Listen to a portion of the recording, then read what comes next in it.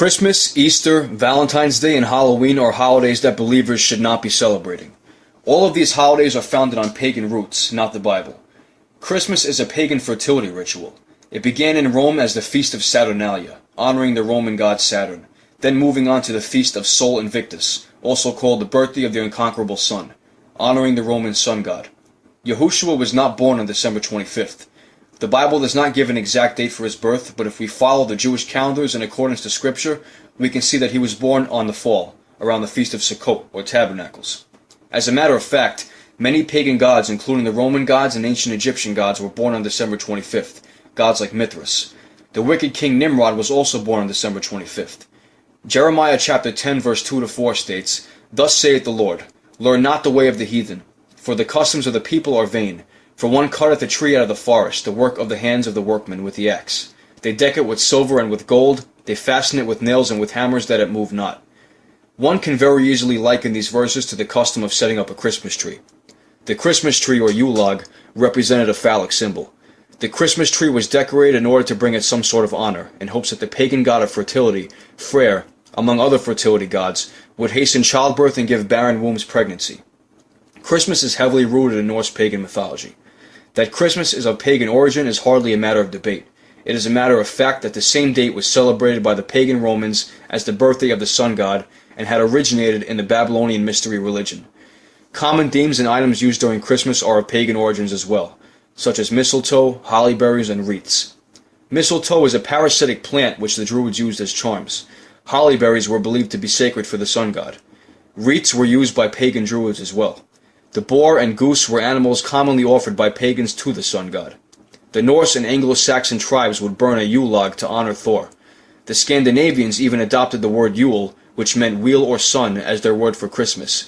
The Christmas tree may be traced back to the worship of oak trees by the Anglo and Germanic tribes, but goes back even further to the use of trees in the worship of Tammuz by the Babylonians, which I will cover when I speak about Easter. Santa has a pagan origin as well. Ever notice how Santa Claus looks just like Odin the Allfather, the highest god of Norse paganism? When the Norse burned the Yule log, they believed that the goddess Hertha would appear in the fireplace and bring good luck upon the home. Christians replaced the goddess Hertha with Saint Nicholas, an anti-Semitic 4th century quote-unquote saint, whose feast day was near Christmas time. The Dutch called Saint Nicholas Sinterklaas, which was picked up in America as Santa Claus. Santa Claus retains godlike qualities. He is apparently omniscient since he knows who is naughty and nice. He is omnipresent since he visits all the children of the world in one night, and perhaps even omnipotent, and at the very least has magical powers. Instead of children worrying about living holy lives pleasing to Yahushua, they instead worry about being behaved so they can receive worldly presents from Santa, which often leads many children to idolatry as well. Even if one wanted to celebrate Christmas for Yahushua alone, the world completely overshadows it with the commercial aspects of Santa and holiday sales. It is interesting that Santa is an anagram of Satan. Old Nick is a nickname used both for Satan and Santa Claus. For example, look at the movie that came out in the year 2000, called Little Nicky, in which Adam Sandler played the son of Satan.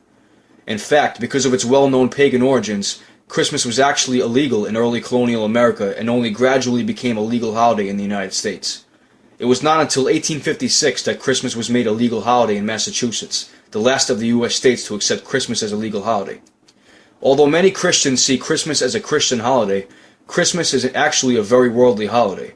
Non-Jews do not join with Jews to celebrate Jewish holidays, and non-Muslims do not join with Muslims to celebrate Muslim holidays. So why do non-Christians join with Christians to celebrate Christmas? Why do pornographic magazines feature special Christmas editions?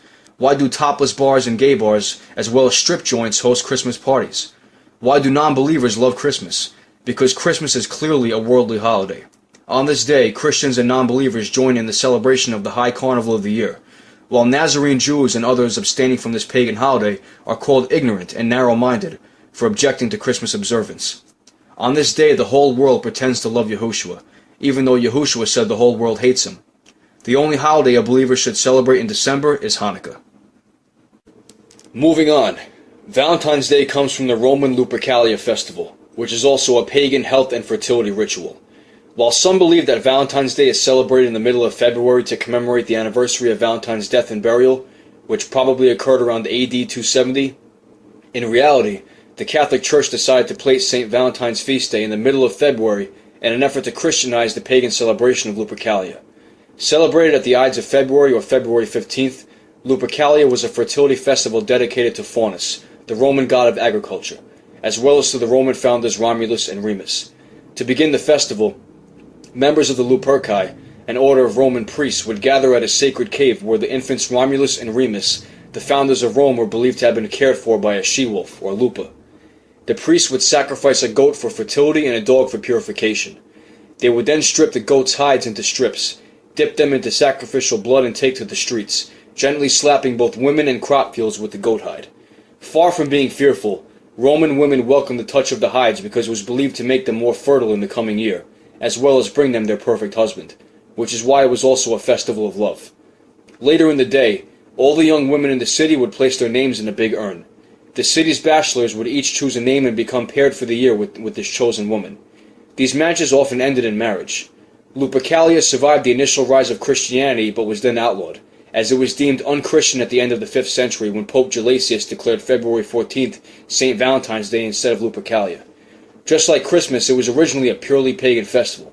Then it was eventually outlawed and the name was changed, but it still retained many of its pagan traits and practices, hidden under the guise of Christianity. Easter has its own pagan origins as well. Easter is another name for Ishtar, the Assyrian and Babylonian goddess of war, sex, love, and fertility. Easter was celebrated as the day of the resurrection for the Babylonian god Tammuz, the son of Ishtar. Rabbits, another symbol for Easter, are a potent symbol of fertility due to their prodigious output of young. Eggs, likewise, have always been considered representative of new life, fertility, and reincarnation. Painted eggs, thought to imitate the bright sunlight and gaily colored flowers of spring, have been used in rituals since the days of the ancient Egyptians and Babylonians. Easter was also celebrated for the death and resurrection of many other pagan gods. It was simply the latest manifestation of earlier resurrection myths, like those of Osiris, Orpheus, Tammuz, and Dionysus, who were likewise said to have been born of virgins and resurrected 3 days after their deaths. Ishtar is Semiramis, which I explained in my previous 2-part video about the origin of false religions. Semiramis claimed that she was immaculately conceived. She taught that she was a moon goddess that went through a 28-day cycle when ovulated and full. She further claimed that she came down from the moon in a giant moon egg that fell into the Euphrates River. This was to have happened at the time of the first full moon after the spring equinox.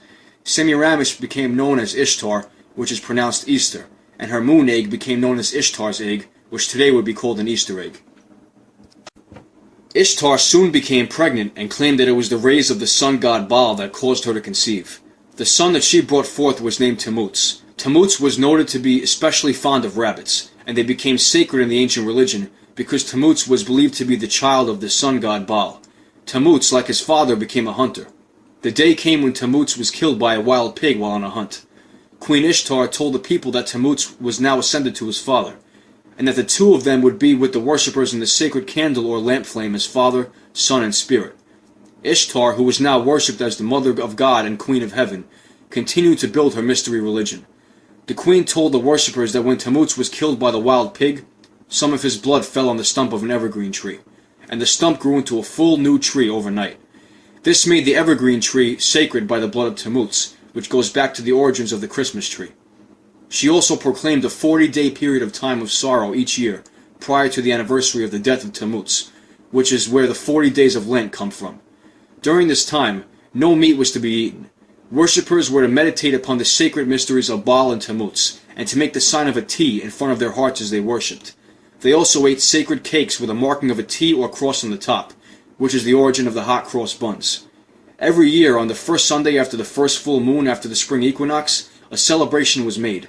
It was Ishtar Sunday and was celebrated with rabbits and eggs. Ishtar also proclaimed that because Tammuz was killed by a pig, that a pig must be eaten on that Sunday, which is where the tradition of eating an Easter ham comes from. By now you should have made the connection that paganism has infiltrated the contemporary Christian churches, and further study indicates that this paganism came in by way of the Roman Catholic system. The truth is that Easter has nothing whatsoever to do with Messiah Yahushua, or his resurrection. We also know that Easter can be as much as 3 weeks away from Passover, because the pagan holiday is always set as the first Sunday after the first full moon after the spring equinox. Some have wondered why the word Easter is in the Bible. It is because Acts chapter 12 tells us that it was the evil King Herod who was planning to celebrate Easter, not the Jews. The true Passover and pagan Easter sometimes coincide, but in many years they are a great distance apart. We know that the Bible tells us in John 4:24 that God is a spirit, and they that worship him must worship him in spirit and in truth. The truth is that the 40 days of Lent, eggs, rabbits, hot cross buns, and the Easter ham have everything to do with the ancient pagan religion of Mystery Babylon. These are all Antichrist activities. These customs of Easter honor Baal, who is in reality Nimrod but also Satan, and is still worshipped as the rising sun, and his house is called the house of the rising sun. This also coincides with all the sun imagery and worship and idolatry of the Catholic Church system. How many churches have sunrise services on Ishtar's day and face the rising sun of the east? How many will use the colored eggs and rabbit stories as they did in ancient Babylon? We should be shunning and rebuking Easter and celebrating Passover instead. Last but not least, Halloween is a very high occult and satanic holiday, also called Samhain. It is without a doubt the worst of these pagan holidays. It is the most wicked, evil, and satanic day of the year. In ancient Britain and Ireland, the Celtic festival of Samhain was observed on October 31st at the end of summer.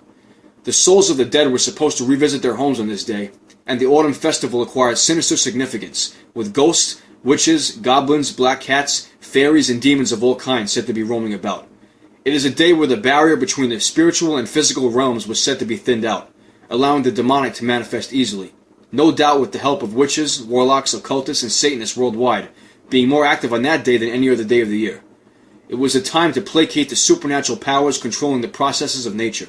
In addition, Halloween was thought to be the most favorable time for divinations concerning marriage, luck, health, and death. It was the only day on which the help of the devil was invoked for such purposes. All of this is obviously very sinful and condemned all throughout Scripture. Another wicked theme of Halloween is the carving of the jack-o'-lantern. Jack-o'-lanterns started out as a carved image of spirit beings. Originally, a candle was put into a turnip or potato which had an ugly face carved into it. One purpose of the jack-o'-lantern was to frighten the spirits who were thought to invade the earth on Halloween night into going back into the world of the dead. Jack-o'-lanterns were also used when witches put candles inside of skulls to light their coven meetings. These meetings often took place in dark areas such as caves, underground holes, or other areas that were separated from the villages and towns where the majorities lived. Halloween is a very important day for occultists, witches, and Satanists worldwide, and often involving child sacrifice to different gods. Why do you think so many police reports indicate a drastic increase of missing children on or around Halloween? They are kidnapped and tortured before being used for sacrifices. Halloween is a day where demons worldwide are very active. Another reason the holiday often goes hand in hand with death and all other different forms of grim and demonic symbolism. Many believers, including myself, can agree that spiritual warfare gets extremely heavy during this time of year, more so than any other month. The idea of trick-or-treating is further related to the ghosts of the dead in pagan and even Catholic history. For example, among the ancient Druids, the ghosts that were thought to throng about the houses of the living were greeted with a banquet-laden table. If a spirit came to your home and did not receive a feast or food of some kind, they would cause all sorts of trouble. They would curse and destroy your crops, home, family, land, and possessions. This is where trick-or-treating originated from. At the end of the feast, masked and costumed villagers representing the souls of the dead paraded to the outskirts of town leading the ghosts away, or even attempting to scare them to prevent them from returning the next year. We should never be celebrating these unholy holidays. They are an abomination to God. Now you know better and you no longer have an excuse. The word holiday literally means holy day, or a day that is set apart, but you must discern who the day is set apart to. All these days are set apart to Satan, not to God. If you want to celebrate holidays ordained by God and not Satan in one of his pagan god disguises, celebrate the Jewish feast days. Yahweh commands us to honor them and keep them holy. These are the only true holidays that have not only been ordained by Yahweh, but that Yahushua himself celebrated. Shouldn't we be following his footsteps in all ways? That includes keeping his Shabbat and feast days holy as he kept them holy. We must honor them in earth, and we will also honor them as we are in heaven. Shalom and Yah bless.